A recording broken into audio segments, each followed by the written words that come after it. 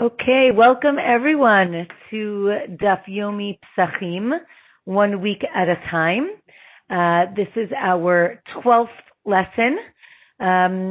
Today we are going to be reviewing and starting the 7th chapter of Masachet Pesachim, and we are going to be learning Daf 74 through 80. Let's begin. We have a lot of concepts to learn this week. And I would say also a number of very fundamental concepts that we will see as we learn this week. Okay, let's start with Daf 74. Again, as I mentioned, the beginning of the 7th chapter. We're still talking about the Korban Pesach. We're going to be doing that for a few more chapters. And as I mentioned, I think towards the beginning, we are going again in order of the day. So last week we talked about the actual slaughtering of the animal and how it was done. This week we're going to talk about roasting the sacrifice, the meat. So the Mishnah starts by telling us that you roast it on a spit of pomegranate wood. Interestingly, we just finished Tu B'Shvat a few weeks ago, talking about trees and the importance of the different trees, especially here in Eretz Yisrael. So the Gemara tells us that pomegranate wood is the best type of wood for roasting the Korban Pesach, and we may not use a metal spit. And the question is why? And the Mishnah explains that basically if you have a metal spit which goes through the animal, the metal will heat up on the inside and the animal will be cooked from the inside out. Now again, we're going to see in a minute that the verse in the Torah, in the Bible, says that the Pesach needs to be roasted. Now, roasted implies heat on the outside and not on the inside, and therefore, says the Mishnah, you may not use a metal spit or a grill. Now, why can't you use other wood? So the Gemara asks, the Gemara discusses, what about a spit made out of palm, from a palm tree? So the Gemara says that it can't be used because water gets secreted out of the grooves in that wood. And again, if water is secreted out from the middle, you're going to end up cooking the meat instead of roasting it. The same with the fig. Again, interestingly, as I mentioned, you can see that the Gemara goes through at least some of the 7 species, the Shivat Haminim, right? So we're told we can use pomegranate wood, but you cannot use palm or fig, or an oak or a carob or a sycamore. Again, here it's knotted, the wood is knotted, and water again is being secreted. And we said the issue with water being secreted is that you're going to end up cooking the meat instead of roasting it. Rabbi Yehuda says actually a metal spit should be okay, because it does not heat up on the inside, but the sages, the Chachamim, disagree. From here, the Gemara discusses the actual animal being roasted, and it says that the legs are tied up, and the intestines are either put on the outside or they're put on the inside. But either way, that is how the animal is going to be roasted in its entirety. Then there's a discussion about the meat needing to be salted. Anybody who's familiar with the koshering process, we add salt to meat. Again, this is meat that hasn't been koshered previously. The salt draws out any blood that is in the meat, right? We know that you may not consume blood, and therefore you need to salt the meat before it can be eaten. But the Gemara adds that if you're roasting the meat, you need less salt because the blood is going to be drawn out by the fire. Again, here we have a very famous concept. We have learned it before. In Hebrew, it says, kibbol'o kach polto, meaning that the way that the food absorbs something is the same way that the food will expel it. And here it's talking about, again, this idea of the blood on one hand being absorbed, on the other hand being expelled. And therefore, when we talk about other parts of of meat that have absorbed a lot of blood, the Gemara talks about the heart. So then you need to cut it open and again drain out the blood.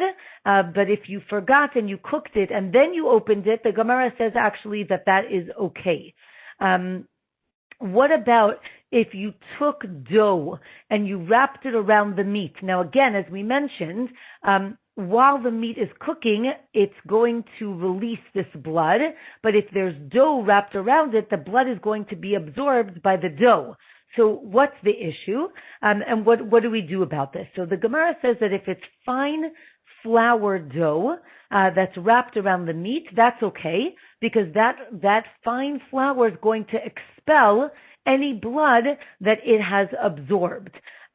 Or maybe it doesn't even absorb it at all. But if it's regular flour, then you have to be careful, meaning if the liquid is clear, then it's okay, meaning it doesn't have any blood. But if not, and it's red, then that is not okay. And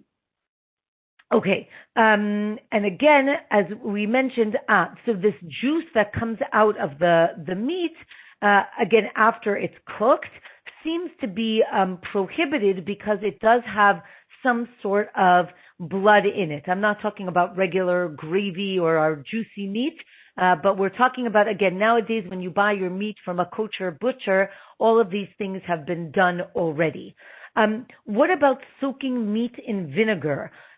So the Gemara says that once you do that process, it's like curing the meat.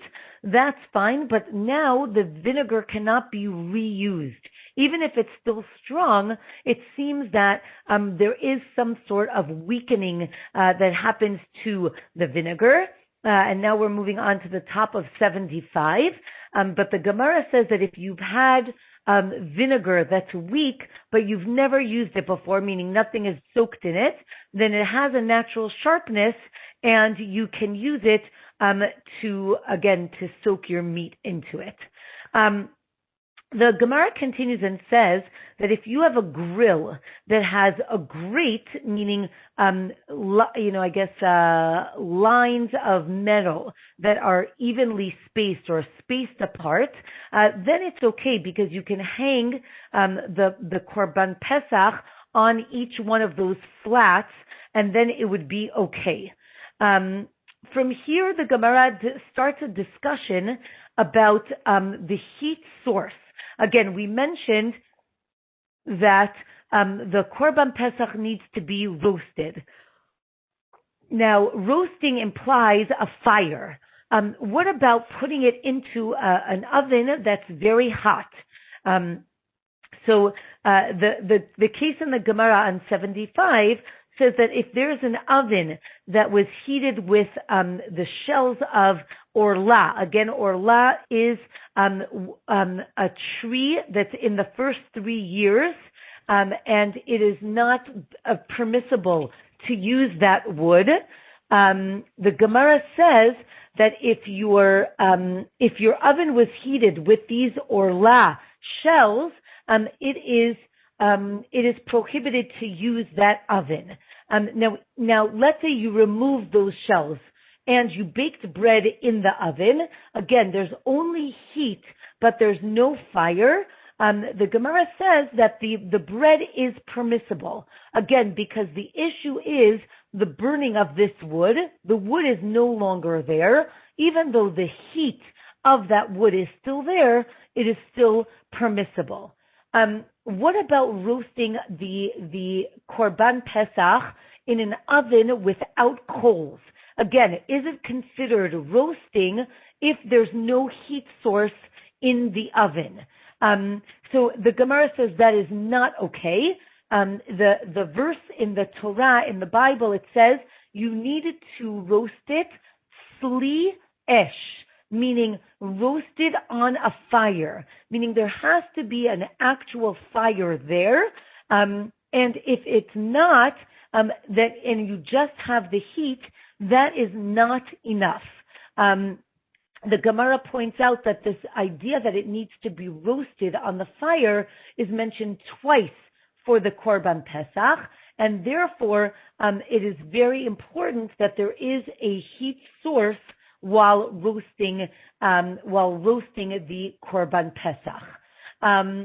There is an opinion that that coals are considered a heat source, and therefore it would be okay. But metal is not, like a hot metal is not ish, it's not fire. And now the Gemara asks the question, really? Is metal or hot metal not considered a fire? But when we have a case of leprosy, of tzaraat, and it says that a person was burnt by fire, and then the verse continues, or the Gemara explains that this includes any type of burn from something hot, right? Even hot water, even metal coals. So we see that metal that's heated does burn. So maybe that would be okay for our Korban Pesach. The Gemara says, no, you're right that it can burn, but that's not called esh. It's not called fire, and therefore it cannot be used to roast the Korban Pesach.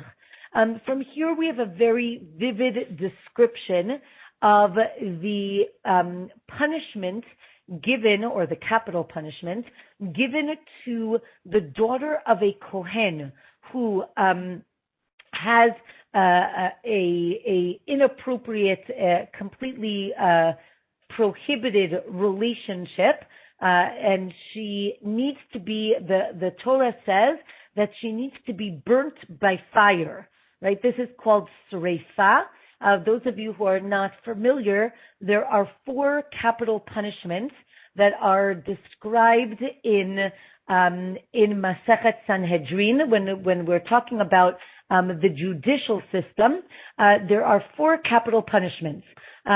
So there is burning, there is stoning, there is hanging. Skila, Sreifa, Hereg, Chenek, right? So hanging and killing, which is basically like you're killed by a sword. So there are 4 different ways you can be put to death by the Jewish court system. Again, this is not obviously done nowadays. This was only done by the Sanhedrin. Yes.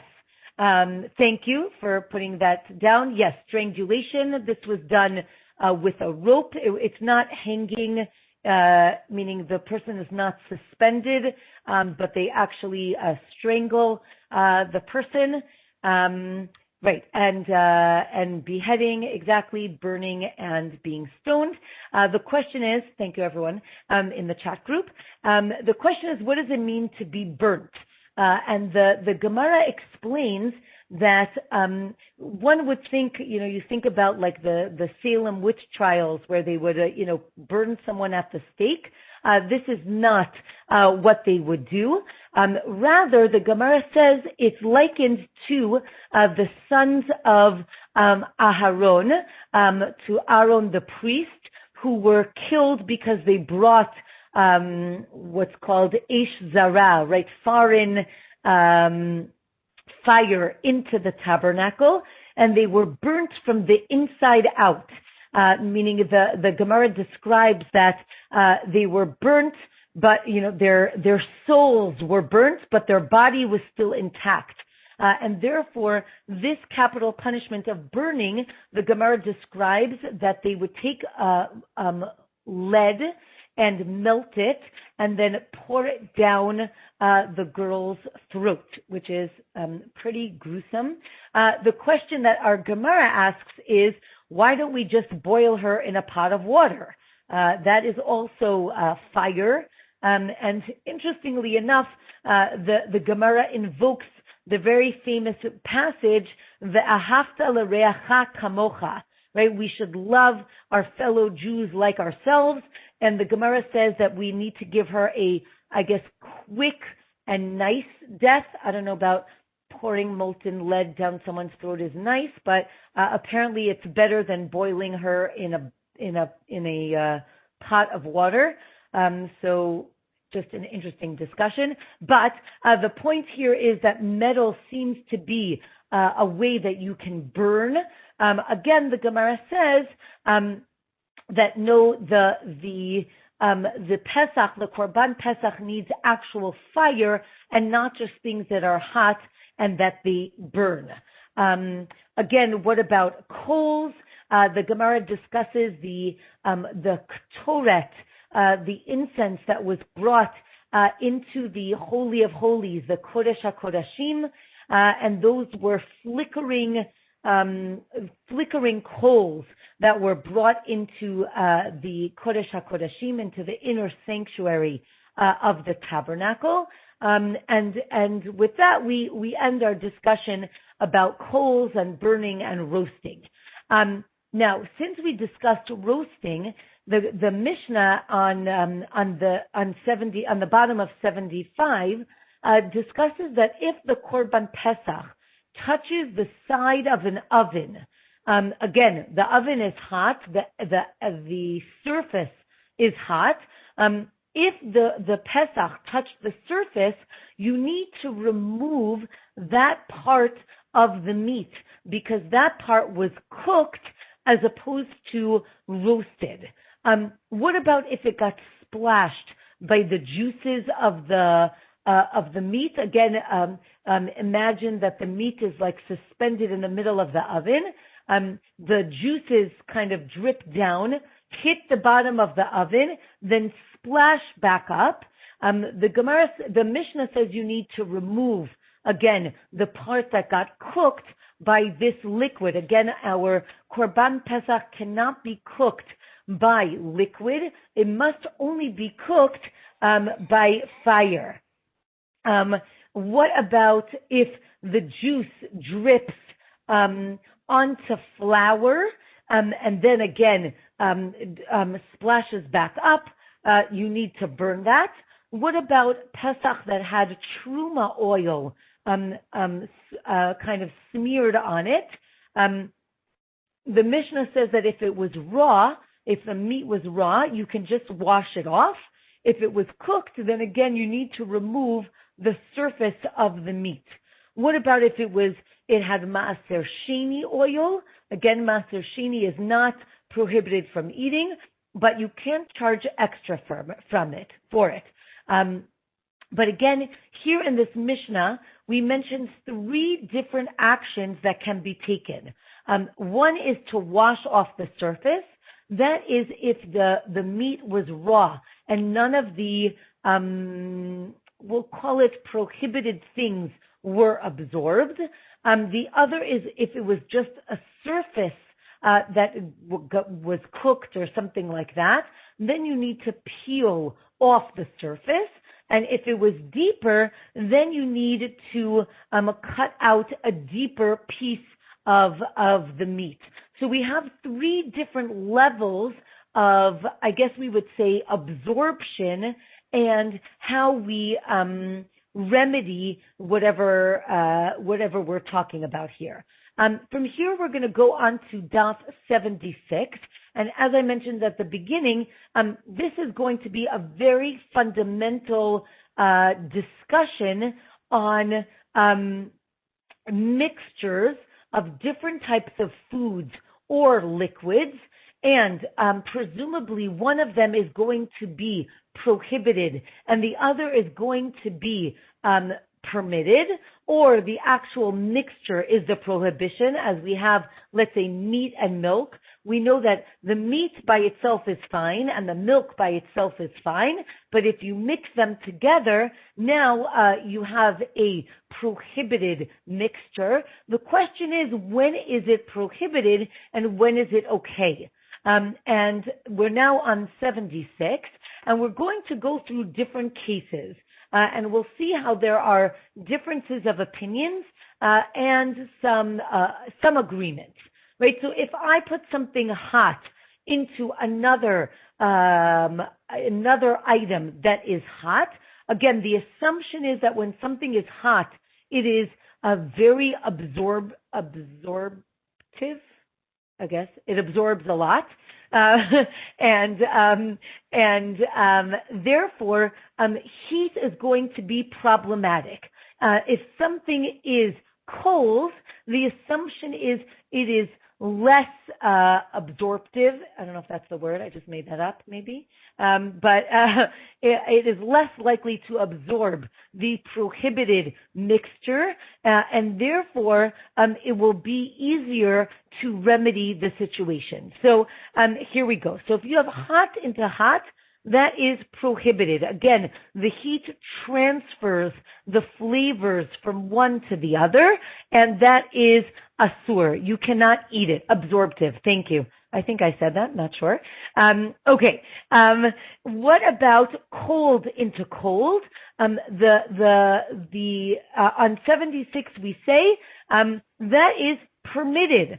Cold into cold. Again, if you can separate it or you can wash it off, that is okay. There is no transfer. I remember when I first got married, I just started cooking, and I was so excited. I got this great recipe. I had some chicken, and you were supposed to put some like salad dressing on it, and it was going to be so amazing. And as I'm pouring it on and putting it all over my chicken, I don't know what made me look at it. I look at the jar of the jar of salad dressing, and I notice that it is dairy. And now I just put a dairy salad dressing all over my raw chicken. I called up my rabbi, I asked what to do, and interestingly enough, which you might not even think, you can just rinse it off because the meat was cold, the dressing was cold. I'm not giving any halacha or laws. Please consult your local rabbi. But I remember when this happened to me, I was so nervous that I just ruined all my food. But and this is really the source, right? If it's cold, both of the things are cold, you can just wash them off and start over again. No harm, no foul. It's okay. However, what if so we have two things are hot, totally forbidden. Two things are cold. It is mutar, meaning you just wash it off. It's okay. What about hot into cold or cold into hot? And now we get a machloket. We actually saw this in Masechet Shabbat, but Rav says it's the top thing that is going to be the determining factor. And Shmuel says it's the bottom. Again, the assumption is I'm pouring or placing one into the other. The question is, right, let's say I have a cup of hot water and I pour in cold water. Am I cooling down my hot water or am I heating up my cold water? That's basically the machloket. I don't think scientifically there's a difference, but definitely in our Gemara there is, right? So the question is, which one is going to overpower the other? The heat, right? The one that is on top, or the one that's on the bottom? And therefore, if you say it's the bottom and the bottom one was hot, that would be problematic. And if you say the opposite, it's the top. Again, if the top one is cold, it would be okay. If the top one is hot, it would be problematic. Then we try to prove it from our Mishnah. Again, our Mishnah talked about the juice that spilled down and splashed back up. So now the question is, what is hot and what is cold? The Gemara, though, says, I can't really prove from our case because maybe the oven was hot, and that's why it's problematic, or maybe the oven was actually, the surface that the juice hit was actually cold. So we can't really prove from one or the other. The same thing with the truma oil. Now we go to another we try to prove it from something else. We have a Braita that talks about if you add hot to cold, you can wash it off. Again, maybe maybe it's not about washing off, but maybe you just take off again the klipa, the skin. But if it's cold into cold, again, you definitely wash it. What about cold into hot? That is completely forbidden. Or hot into cold, you need to wash it. Again, the Gemara says, no, it didn't mean wash it, it meant peel it off. But cold into cold, that is what you can wash. From here, the Gemara discusses salting, as I mentioned before. If something is salted, interestingly enough, the Gemara here says that salting something is like heating it up. If you know, right, something that is salty will definitely transfer or overpower whatever is being added to it. The same thing with pickling. Oh, that's very interesting. Zohar mentions that salt raises the temperature of the food. That's fascinating. Interestingly, I don't think that the Gemara means it actually is heating it up, but I do think it means that it helps with the transfer or facilitates the transfer of flavors. So that's very interesting in terms of heating. The Gemara says that pickling is right with vinegar is also considered cooking. And then the question is, how much salt, right? Is it like I put a little salt on something, then it's considered like you're cooking it? The Gemara says no. I'm not talking about adding a little bit of salt. I'm actually talking about adding a lot of salt, meaning it has to be inedible. But if it's edible, then it doesn't really transfer the flavor. What about, again, now, if the meat itself was cooked, then again, we said you have to peel off a layer of the meat. But if the meat was already like cracked, then it's going to absorb much more, and that is completely prohibited. You can't just take off a layer. The same thing with spices. If something is spiced, that is going to allow more of an absorption of the flavors. Now we're going to talk about cooking two different things together in the same oven. They are not touching each other, so don't get confused. They're not touching each other, but they're in the same oven. So what's the case? So the Gemara says that let's say you roasted a fatty meat.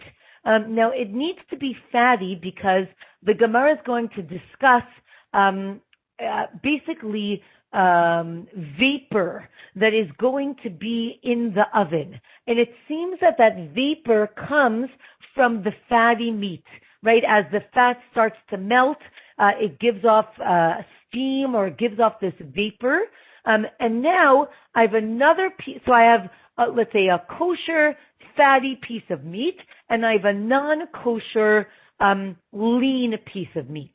The Gemara says that all the meat in the oven is now asur. It's prohibited. Why?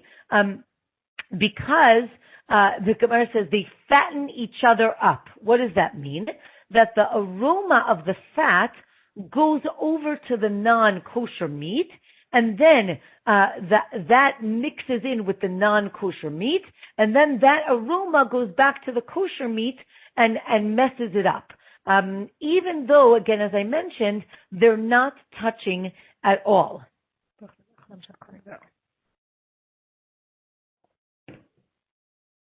Okay. However, interestingly enough, the Gemara says that if you have the opposite, meaning that the fatty meat is the prohibited meat and the lean meat is the kosher meat, here there's a machloket. There's a difference of opinion, right? The question is, what do we do with that aroma, that vapor?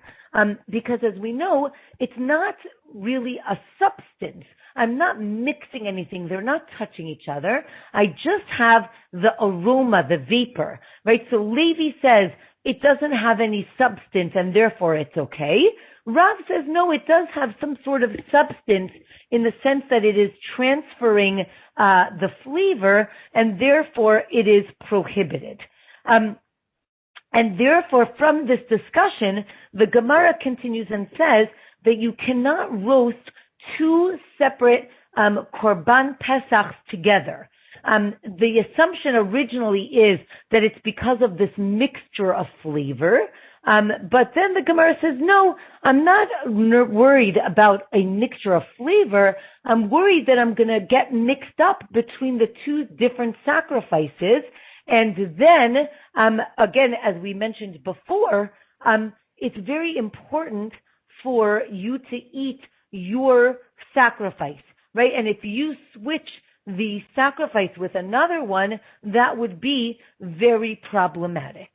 Okay, from here we go on to a discussion about hot bread, right? And bread that's hot seems to also absorb aroma or vapor or flavor. What if it's put on top of a barrel of wine that is truma? Again, truma is only allowed to be eaten by the kohen, by the priest. Now, what if your bread absorbed this truma flavor? So again, we have a machloket, if it is prohibited or it is permissible. So the Gemara says that if the bread is cold and the barrel is sealed, so then there's absolutely no issue. But there's a machloket if the bread was hot. Again, as we mentioned, heat will increase the absorption. Or if the barrel was open, that will release all the vapors, and then it will be problematic. And here, the last piece of Gemara before the Mishnah, another fundamental concept, which is if you have bread baked with meat in an oven, meaning you have an oven, you have meat roasting. The implication here is that it is uncovered, and then you have bread that was also uncovered. You cannot eat that bread with something dairy. And this is where we get the concept, if you're familiar with, there are certain food products that say on them, let's say kosher, and then dairy equipment, which means that it's baked in an oven that has been used for dairy, and therefore it does not make the actual food dairy. However, you should not eat it with, at the same time that you are eating meat. And the same thing vice versa, right? Meat equipment. I don't know if there's such thing, but usually you see it with dairy equipment. But that comes from this daf, from daf 76, that basically when the food is hot in this oven, it absorbs whatever vapor is in the oven and makes it, again, slightly problematic. I'm not going to say completely, but it definitely is problematic. The same thing with fish that's baked in the same oven as meat. The Gemara says that this is bad. You shouldn't eat it. It causes leprosy and bad odor. Here we're not talking as much about dietary laws, more about health issues. Okay. The next Mishnah at the bottom of 76 is going to take us on a journey discussing impurity. And the Mishnah says that there are 5 things that are brought even if they are impure, but they cannot be eaten if they are impure. What is this? So the Omer is the sacrifice that was brought right after Pesach, right? We have what's called Sfirat HaOmer, where we count the Omer, the 49 days from Pesach till Shavuot. This is representative of the sacrifice of the Omer that was brought every day for 49 days.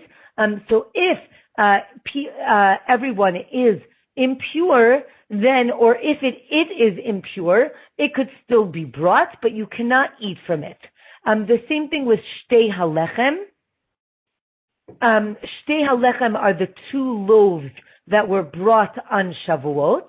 The same thing with lechem hapanim, the bread, the showbread that was in the temple. The same thing with the sacrifices that were brought on the festivals, and the sacrifice that's brought on Rosh Chodesh, which is beautiful because in a few days we're going to be celebrating Rosh Chodesh Adar. So that is very fitting that our Gemara is talking about the korban that was brought on Rosh Chodesh. However, says the Mishnah, that a Pesach, the korban Pesach, can be brought bitum'ah, meaning if it is impure, and it could be eaten even though it is impure. That is what is so unique about the korban Pesach, because, again, it's brought in order to be eaten. Okay, let's keep going. The Daf 77 talks about Rosh Chodesh and says that it is called a festival, even though we might not think of it as a festival, but it is a moed. We learn this from the verse of Vaydaber Hashem et moadei Hashem, meaning God told Moshe about the festivals and all the festivals, right? Even Rosh Chodesh, and these sacrifices need to be brought even on Shabbat, or even if they are impure, and we need to be taught this. Okay, next concept that we have on Daf 77 is the headband that the high priest wore. This is called the tzitz. The tzitz is this headband. On it said, Kodesh LaHashem, sanctified to God. And the Gemara discusses that this headband had a special, I'm going to say, spiritual power. The power that it had was to make something that would ordinarily not be acceptable as a sacrifice, as a korban. It makes it acceptable. And what is it? So if the sacrifice becomes impure, it becomes tameh, the tzitz, the headband, makes it okay, and you can still bring that sacrifice. Now, the next very important concept that we're going to be discussing over and over for the next few dapim is the concept that, as we said, Pesach, the korban Pesach can be brought even if it is tameh, or the people, the nation is tameh, is impure. Now, what does this mean? Does it mean that the impurity is hutra? Hutra means totally acceptable, and then I don't need the tzitz. I don't need something to make it acceptable because the sages said this is acceptable. Or is it dechuya, which means kind of pushed off, meaning that it would obviously be better if everybody was pure, but the fact that everybody is impure, so the sages said, okay, I'll let you do it. However, it's not ideal, obviously, and I need the tzitz in order to facilitate this impurity. The Gemara then gets into a discussion, does the Kohen need to be wearing it or not? Could it just be in the area? And how does it work? The Gemara says that the Kohen doesn't actually need to be wearing it, and it only works for things that are put on the altar, meaning the blood or the meat that's burnt, but it does not work on things that are consumed or eaten. And from here we have a discussion about the two different parts of the sacrifice, the blood and the meat. One opinion says you need both of them to be pure in order for the sacrifice to be okay. Another opinion is no, I only need one of them to be okay. Okay, the Gemara continues and says that, again, the headband, the tzitz, works for things that are put onto the altar and not for things that were not put on the altar. Now, on the middle of 77, we have a braita that is a statement by Rabbi Yossi, and he's talking about sacrifices, meaning animal sacrifices, and flower sacrifices, meaning menachot. And he says that if that you can offer the blood without the meat for an animal sacrifice, but each one really is essential for the other. The same thing with the korban mincha, and the Gemara says we don't really understand this braita. So hold on, the Gemara is going to get there in a minute. And we have another statement at the bottom of 77, right? That all sacrifices, if the meat or the fats became impure, you can still put the blood on the altar. But if both of them became impure, the meat and the fat, then you can't put the blood on the altar. So then the question is this only lechatchila, meaning the best way to do the korban is for having both. But b'di'eved, meaning if I only have one and not the other, then that would be enough. The top of 78 says no. You need both the edible and the inedible parts for the sacrifice to be acceptable. Okay, so again, now let's go back to that statement by Rabbi Yossi. We didn't really understand what he was saying. So the Gemara says that maybe we're talking about,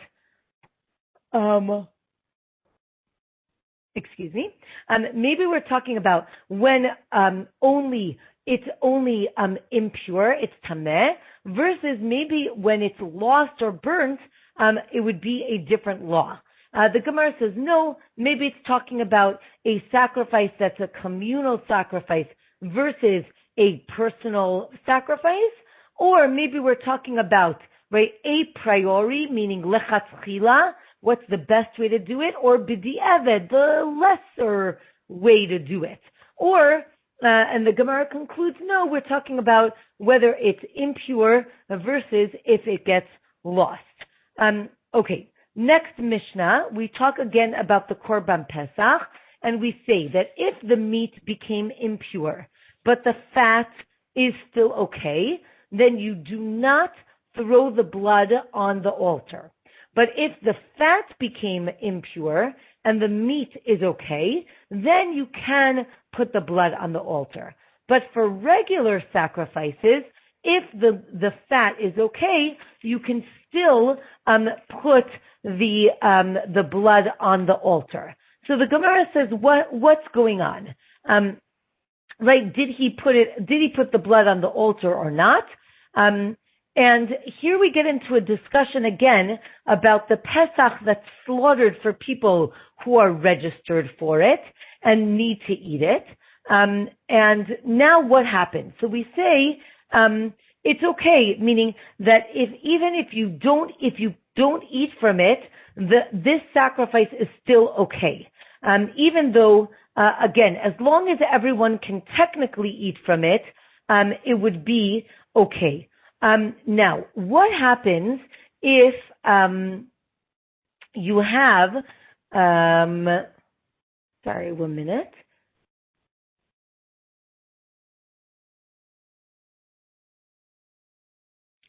Okay. What if we separate the slaughtering, the shchita, from putting the blood on the altar? Right? So let's say you slaughtered it for people who can eat it, but you put the blood on the altar for people who can't eat it.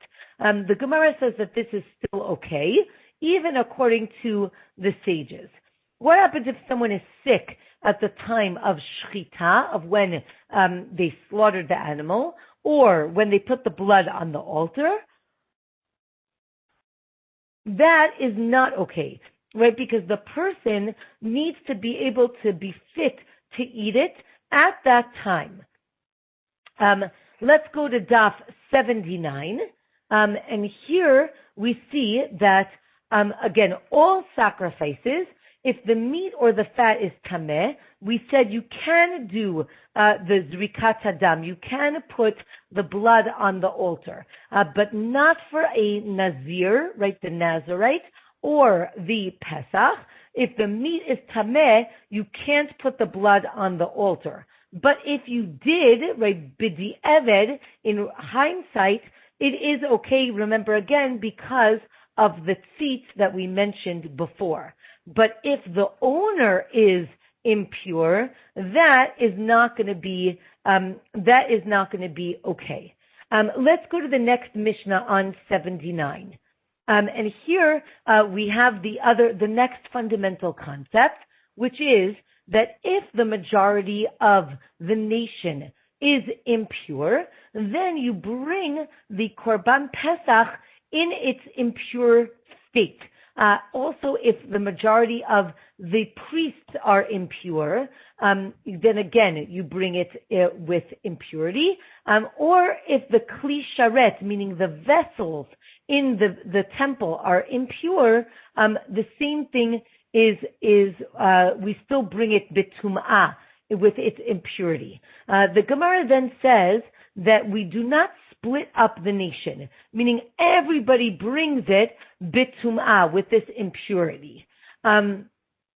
Okay, but what about if it's 50-50, right? We talked about majority and minority. What about if it's 50-50? So the Gemara says, and now we have a long discussion on 79. What do we do with 50-50?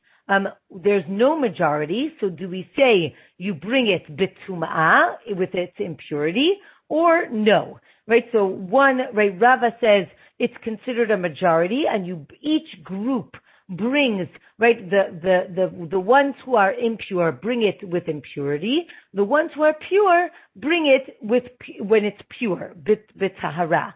Rav Kahana says no. It's 50-50. The people who are tahor bring it b'tahara, meaning with the purity, and the people who are tameh, are impure, they're going to wait till Pesach Sheni. Remember, we mentioned Pesach Sheni is the second chance. It's a month later, and you get a second chance to bring the sacrifice, the Korban Pesach. Now, what about, again, this idea of 50-50 is only, again, we need a majority. So what do we do? What if the majority bring it bitum'ah? Then maybe that's the same thing with 50-50, or no or yes. Again, it goes really back and forth in terms of what is 50-50, where is the majority. Then the Gemara mentions the women. What if it's 50-50, the nation is 50-50, pure and impure? The Gemara says, well, the women are being counted to make the 50-50, and women are only, it's only optional for them and not mandatory. Therefore, take them out. And then you only have a minority of people that are impure. Therefore, let them bring it on Pesach Sheni. Don't make everybody bring it with impurity.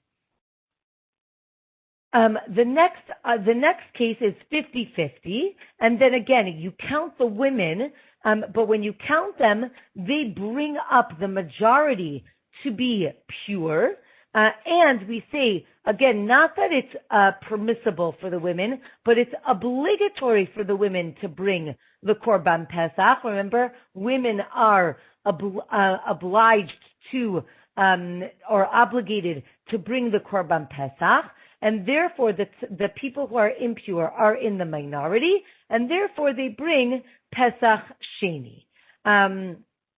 But if you take away the women, and then it's 50-50, you can't bring on Pesach Sheni. What happens if it's 50-50 plus one, right? What if it's one person who tips the scale? The Gemara says then everybody brings it betumah. However, there's another opinion at the top of 80 that says no, one person does not tip the scales, and therefore you need it to be two people, which we're going to see in a minute. The Gemara continues and talks about a tribe, right? We all know that there are 12 tribes of Israel. What happens if an entire tribe is impure? Now, that is not a majority of the nation, but the Gemara says that because a tribe is called a kahal, a community, it becomes a significant a number of people, and therefore the Gemara says that there should be two groups. The tribe who is tameh should bring it bitum'ah, and everybody else brings it bitahara. Or no, we don't split up the group, we don't split up the nation, and everybody should bring it bitum'ah, even though we only have one tribe that is tameh.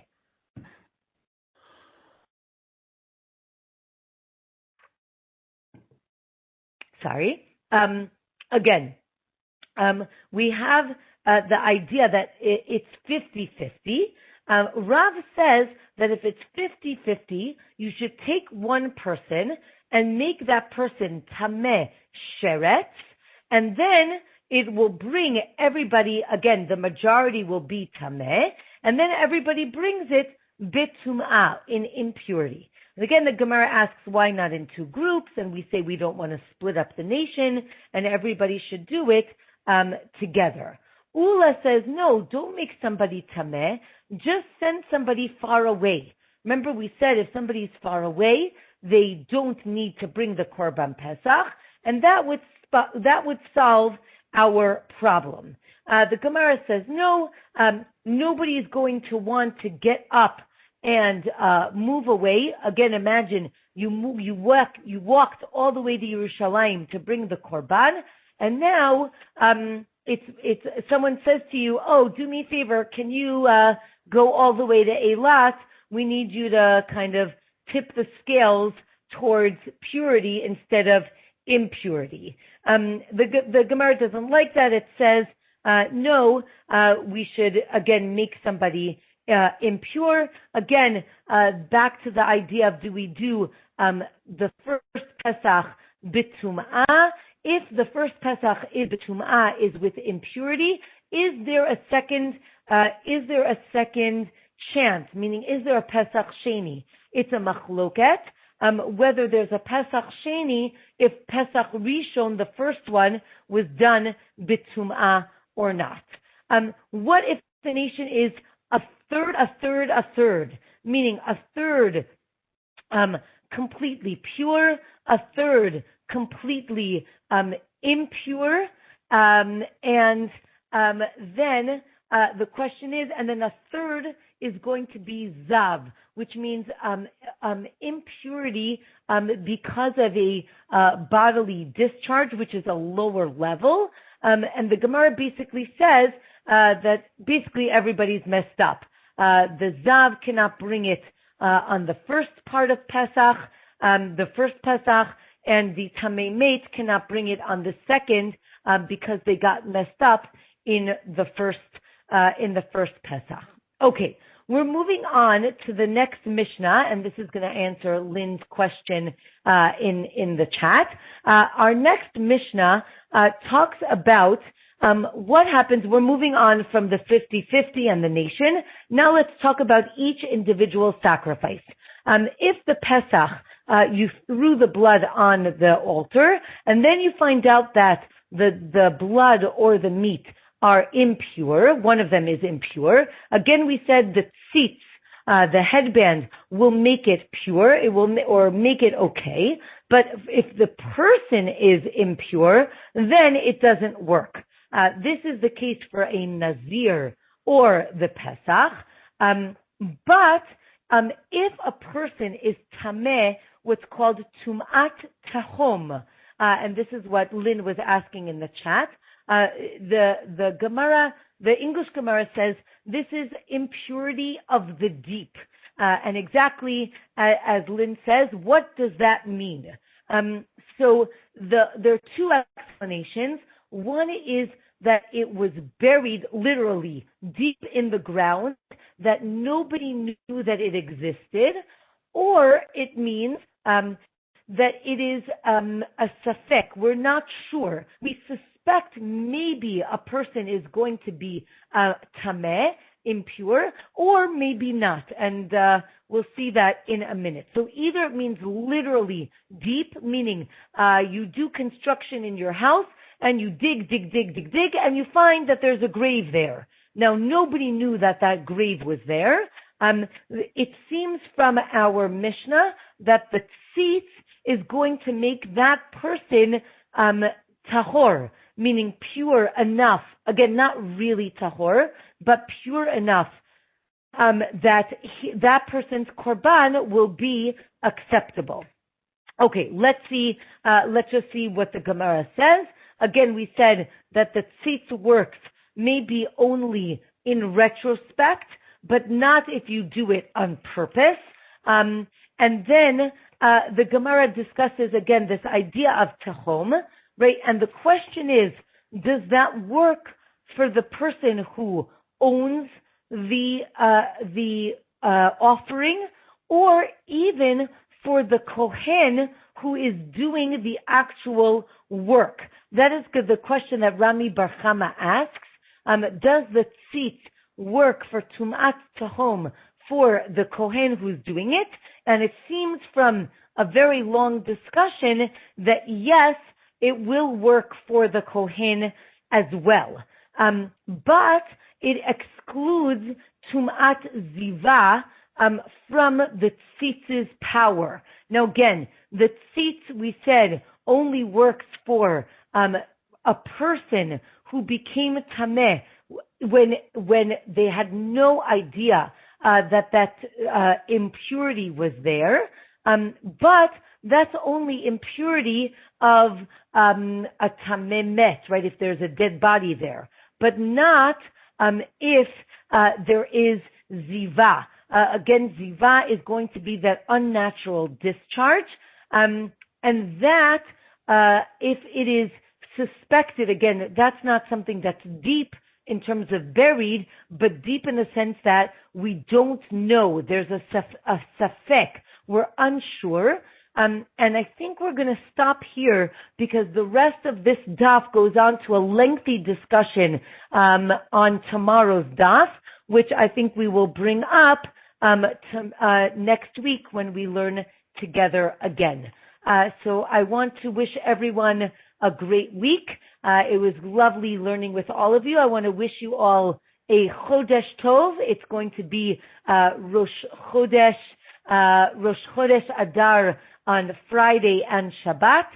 So we're going to get into the Purim spirit, which is coming in 2 weeks. So wishing everyone a Chodesh Tov and a great week. Thank you, everyone, and have a great week. Thank you, Tamara.